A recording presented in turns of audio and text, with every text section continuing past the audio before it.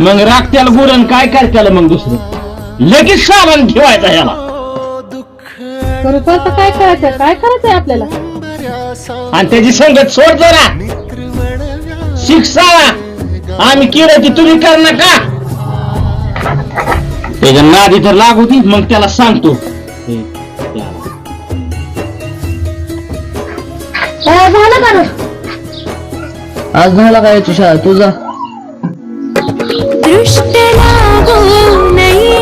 गेला ती का?